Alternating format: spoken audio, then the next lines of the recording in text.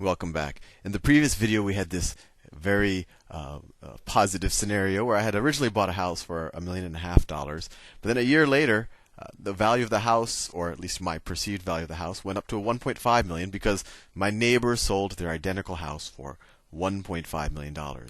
And so my initial equity investment went from 250,000 to 750. And why is that? Well, equity is nothing but if I have an asset that's worth $1.5 million and I owe 750, that was $750,000. That was my original mortgage on that asset. Then what I'm left with is the equity. So my equity just tripled. It went from 250,000 to 750,000.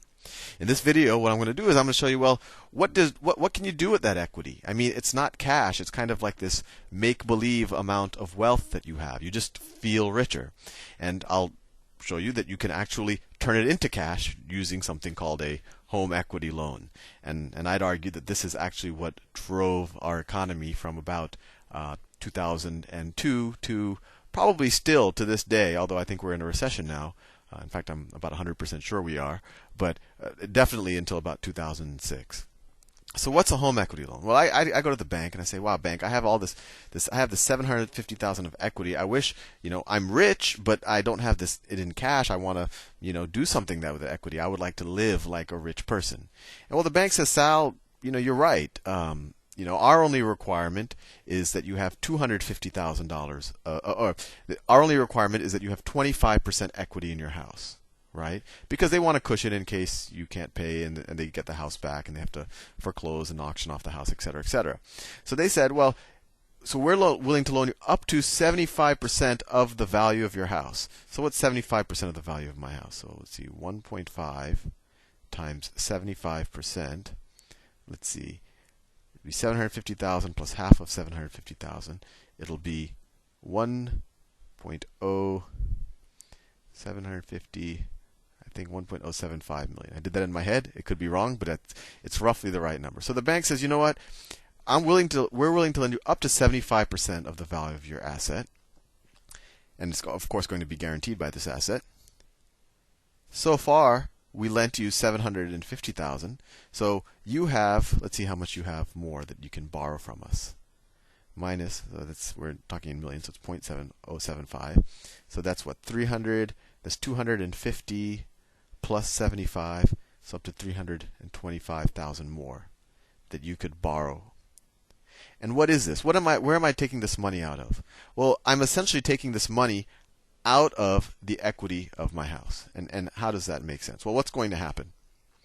Well, I still have a 1.5 million. Let's say I take this loan. Let's say I say, "Bank, great.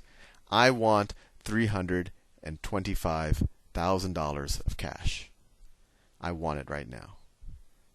So what happens? Let me draw another series of another balance sheet. I've stopped using the word balance sheet, even though that was the original purpose of this whole discussion. Draw it a little bit bigger. And remember, liabilities plus equities are equal to assets. Whenever I draw anyway. So what are my assets now? So now I have a $1.5 million house. And I also got $325,000 cash from the bank. So we could call that, let's say 325K cash. Got it from the bank. Now what are my liabilities? Well, I have the original mortgage on my house. The original mortgage is $750,000. This is liabilities on this side. Well, not the whole side. We're going to have equity down here. So just this is liability, $750,000. And then I took a new loan to get this $325,000 of cash. So I have a new loan here about that amount, 325. And this was a home equity loan. I took a loan against the equity that I have in my house. This was the equity in my house. So what's the leftover equity? So let me just make everything clear. These are the liabilities. These are assets. And equity is what you have left over. So what are my assets? I have 1.825 million in assets minus, now what are my liabilities? Minus 1.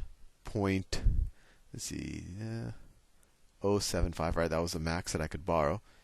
Liabilities, right? Assets minus liabilities is owner's equity.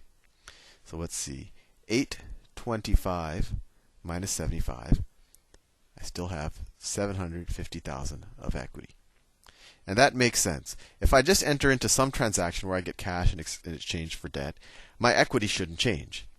But now what does happen? Well, I have this cash and I'm feeling rich because I've never seen numbers like $750,000. And that neighbor, that new neighbor that just bought that house across right next door for $1.5 million, he just bought a beautiful new Hummer. And being a very down-to-earth person, I feel that I also deserve a Hummer like my neighbor because I am just as rich as they are. So I decide to go out and I'm going to spend $100,000 on a Hummer. Actually, let's not do a Hummer because a Hummer could actually be considered an asset. I want pure consumption, although I think a Hummer is pretty close as a car gets to pure consumption. Let's say that neighbor went on a round-the-world vacation for $100,000, and I too, because I did nothing but sit on my house and made $500,000 last year, I feel that I also deserve a $100,000 vacation. So what I do is I take $100,000 of this cash, so I'm now left with just $225. And I have the great experience of going on a vacation, but of course I didn't get any asset in return for that, although you could maybe, your happiness maybe is an asset, I don't know, but it doesn't show up on your balance sheet. So we had 325 in cash, now we have 225 in cash. So our total liabilities go down by 100,000. So if our total our total assets went down by 100,000, what are our assets now? It's 1.725, right? Because we spent $100,000 of our cash. So what's going to be the liabilities and equity? Well, the liabilities won't change, right? Just because I went on vacation, the bank's not going to say, "Hey, Sal, you owe us less money." I still owe the almost, $1.075 million. That $100,000 is going to come all out of my equity. So now all of a sudden, I don't have $750,000. I only have $650,000. And you could do it. And this isn't the balance sheet just for my house. This is kind of my whole personal balance sheet. And now my whole personal balance sheet, what just happened? I just took some of that original equity that I had. I took $100,000 of it, turned it into cash, and just went on a great 1-year-long vacation. And this is what home equity loans are. And this is what I would argue drove the economy, or at least took us into an expansionary stage from 2002, 2003.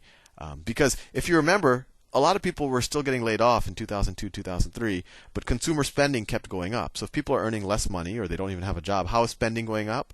Well, the values of their house went up, and they borrowed against the value of their house. They took cash out of it, and they used that cash to buy their Hummers, to go on vacation, to buy fancy clothes or whatever, and that drove the economy. And in the next video, I'll actually talk about maybe why those housing prices go up, or why they went up in particular during this housing boom, this one that we're definitely in the process of getting out of. See you in the next video.